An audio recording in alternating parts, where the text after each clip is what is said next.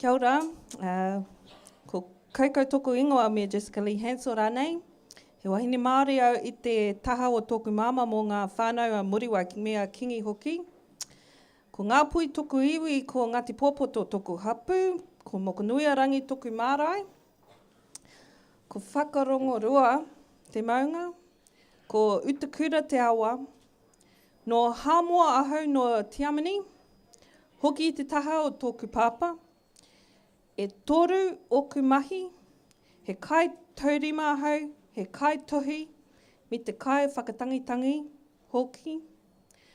Ngā mihi nui, ki oku tūpuna, ngā mihi nui, ki ngā atua, me kia koutou, kia koutou katoa, Māori ora.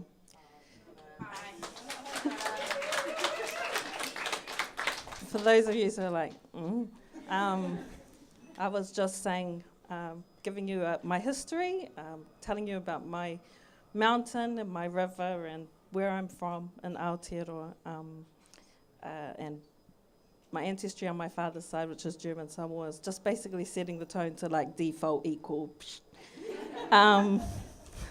Tonight I also want to acknowledge that we're on the unceded lands of the Kulin Nation, specifically the land of the Wurundjeri and the Boonwurrung people. And as tangata whenua, Indigenous Māori person of the land, Aotearoa, I acknowledge their desire for an acknowledgement of sovereignty under your white government. So now you're like, oh, she sounds like a lot of fun. So yeah. Hi, my name is Jessica Hansel. I also go by the name Coco. Coco Solid, that's the name that I work under in New Zealand. I was raised in Auckland City. I write and make music and art, and I celebrate my values and try and integrate them into how I accrue capital wherever possible. So I'm looking at this brief, and it's like the erotics of silence. And I'm like, okay.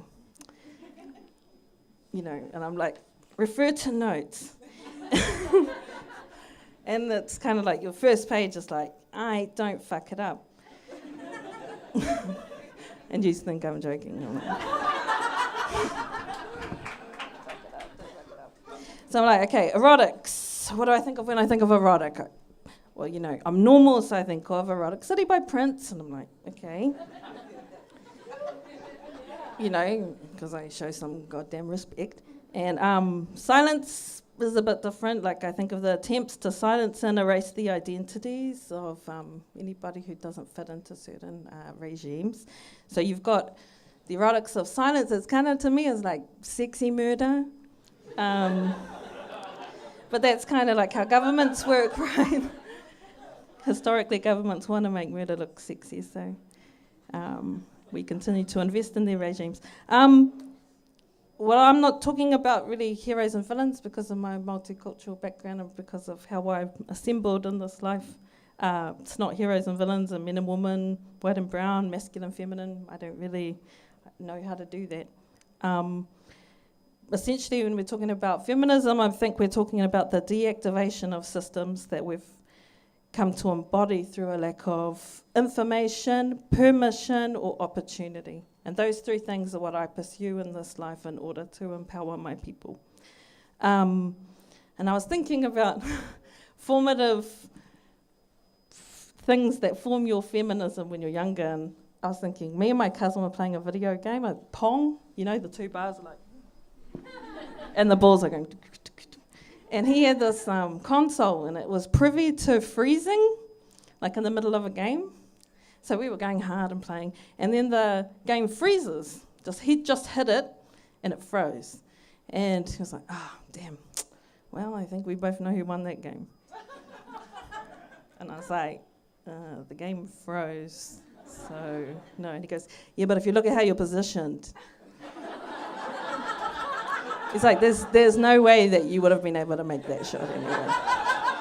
And I was like, we'll never know, because the machine was actually in your favour. So we'll never know if I was able to make the shot. And he's like, turns the TV off, and he's like, I think we both know who won today. And I was just like, that's feminism. You know, I'm like, they tell you that, like, that's how the game works. And you're like, I could have made that shot if the machine wasn't on your side. And I probably would have wasted you if the game kept on going, but we'll never fucking know, you know? So, you know, and I always compare regimes to video games, you know. Capitalism is doom, we all know that.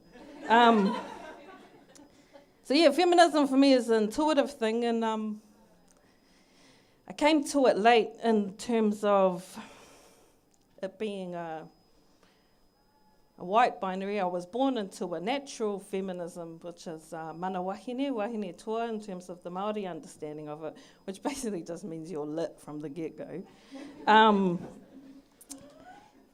Yeah, I'm not as mindful as I could be under the conditioned idea of feminism. You know, I was having a fight with my friend the other day, and I got so angry. I was just like, "You need to get on the right side of history, ho."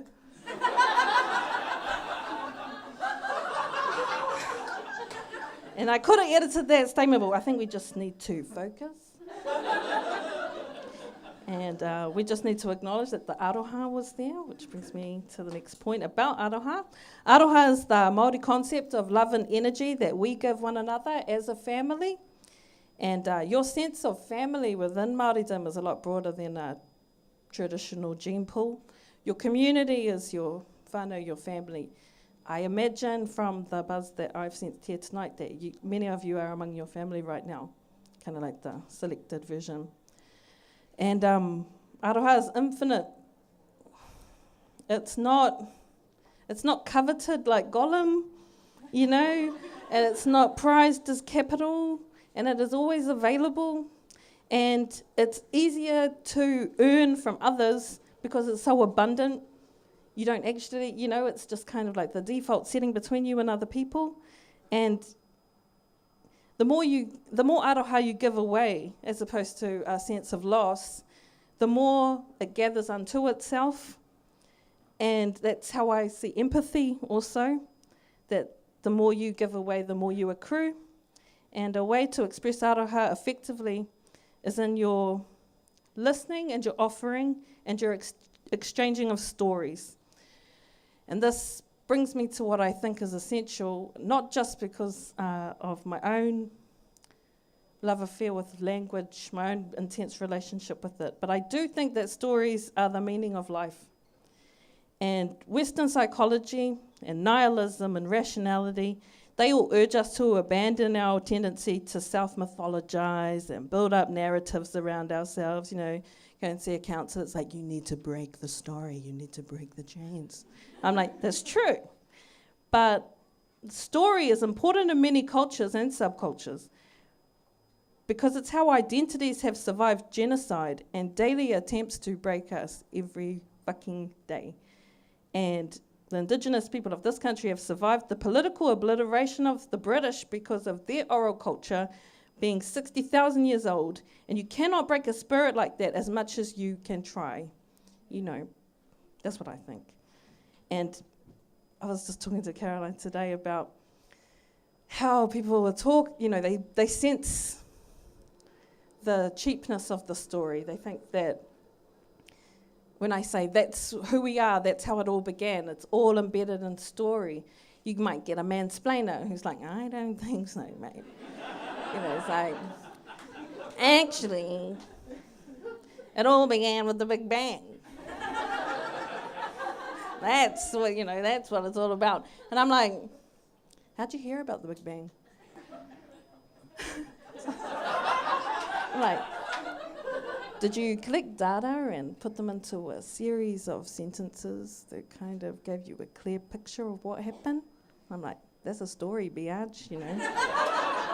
That's how, and I'm sorry I said biatch at a thing, but like I said, that stories are the meaning of life. Me not saying biatch is not the problem, and I will work on that for my future granddaughters. So, yeah, you have people either feeding, their sense of selves is either feeding on the fleshy, authentic buffalo of the truth, or it's feeding on the distorted, rancid carcass of a poisoned story, which is what we get fed back to us often if we do not fit into what people think will sell things. And, that's what we're living off. And it's not rocket science to me that the more people who are allowed to tell stories on their own terms means that there is more meaning and dexterity to understand and experience the planet accurately. People try and commodify the concept of diversity as quotas and ration. It's not about that. It's actually like a science. This is how you get accuracy and an accurate picture of where we are living and what we are doing. So you've got these narratives being held hostage by regimes, and the ultimate systematic oppressive version of, I wish that guy would pass the mic, and you had a karaoke and somebody's just like, thunder only happens, you're like, pass the mic, man. So I see feminism as, all I see it as is stunting, really, in the face of those regimes. And those regimes are predicated on your denigration. And I think if you stun in the face of those things, I think it's the most awesome thing that you can do, and you should do it daily. And this is actually all you have to do for people to think that you're hardcore, by the way, and that you're an activist. Like, I got all these labels, feminist, decolonizer. And it's like my natural inclination to do that. Like, what do they expect me to do? Like you expect me to take it? It's so weird. It's like society goes to you, oh, you ain't shit. And then you go, you ain't shit.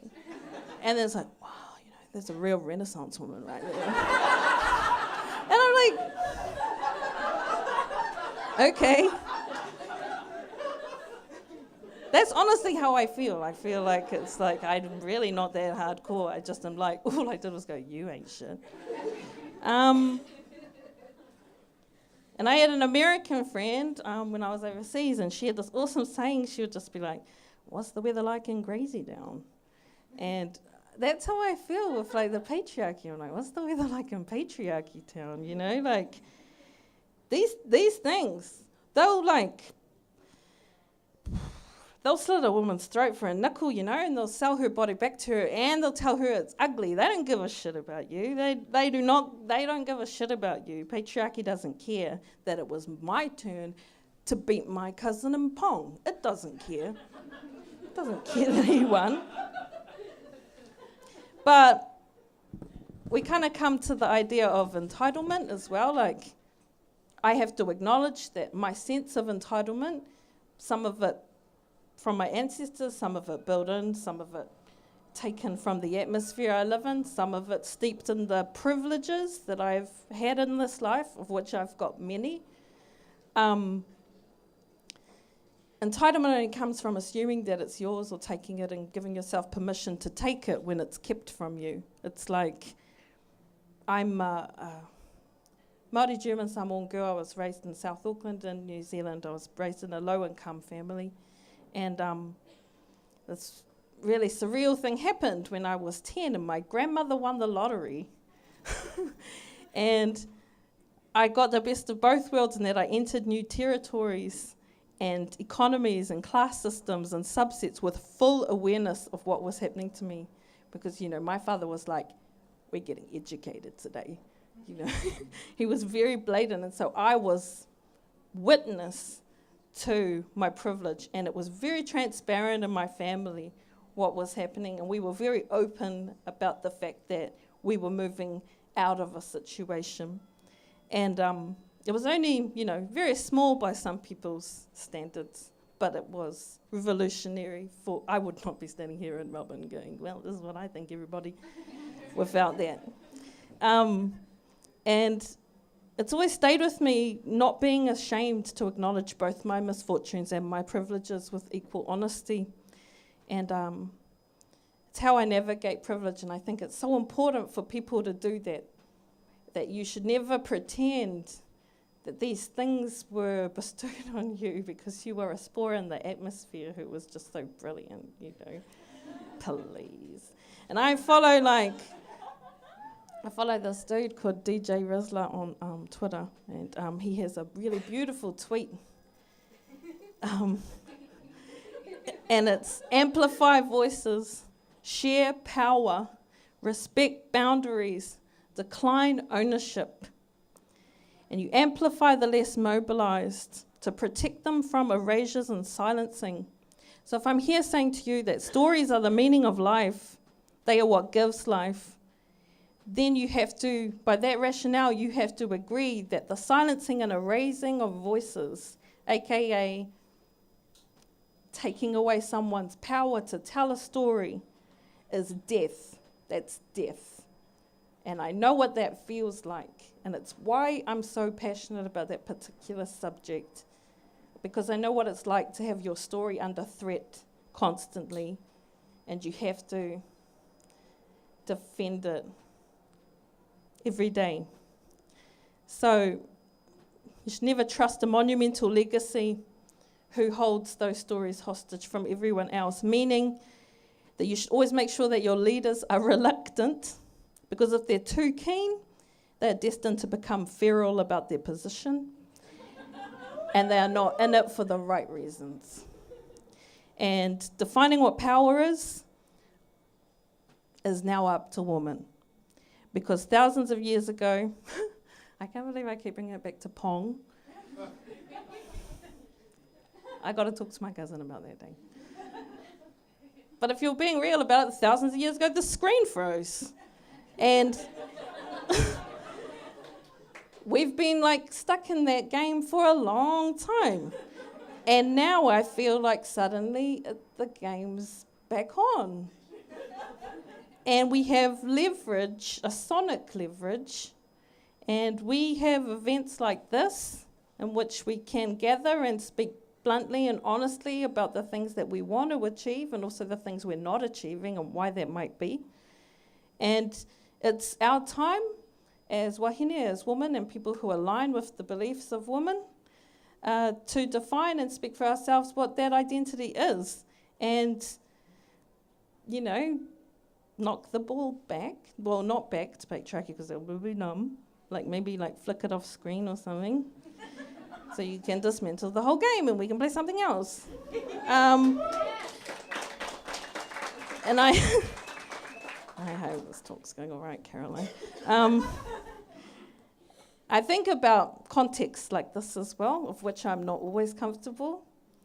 But we have, there's agents among here who will know what I'm talking about, where we are given the blessing and the curse of infiltration and shape-shifting. So I look at these contexts and I'm like, okay, what's good? And I think there's a poet who I really like called Kathy Park Hong, and she talks about the institution of poetry, but I'll just read you a quote from her, and you can replace the word poetry with any medium in which you care. Poetry can continue to be a site of agitation, where the audience is not a receptacle of conditioned responses, but is unsettled and provoked into participatory response. But will these poets ever be accepted as the new avant-garde? The avant-garde has become petrified. It is enamored by its own past, its own reflection, and therefore it is forever insular, and it is forever looking backwards at itself. Fuck the avant-garde, we must hew our own path now. And I believe that truly with every cell in my body, that is the only way forward. And I think we need to, on a grounded level, the way we direct and treat our friendships, our family here tonight, the people who are around you in your community, that is an indication of where you are politically at. That is your first port of call of who am I as a person. You can see it in my relationships, how I am treating the most intimate people who are, have the permission to be in my chamber. It's a good measuring stick where your capitalism and your patriarchy is, and how much of that is internalized. Like, how deep in the cut are you really? So, a big thing for me is that I truly believe that strength is weakness and weakness is strength sometimes, and both of those concepts have been socialized and gendered. And we know, in terms of, the brief of the erotics of silence, for me, it's our ability as women and awesome human beings to start building new webs and blood vessels of the known reality of what weak is and what strong is, because it needs new PR. Both of those things are very incorrect. And that to me is new paradigms of what is strong and what is weak. That to me is truly the essence of erotic and fulfilling and a sensual truth of sorts of which the humans should pursue. So, radical sharing and radical transparency is what I think quantifies what I wanted to share with you all. So, and Caroline, who will be following me shortly, she's going to do the ephemeral remix of what I just said. She's going to do an object interpretation of these value systems. She is a valuable physical translation of what I've said. But yeah, she's going to be doing some radical sharing with you all and some radical transparency. And I'd like to thank everybody who invited me to speak with you tonight. And kia ora, Danny.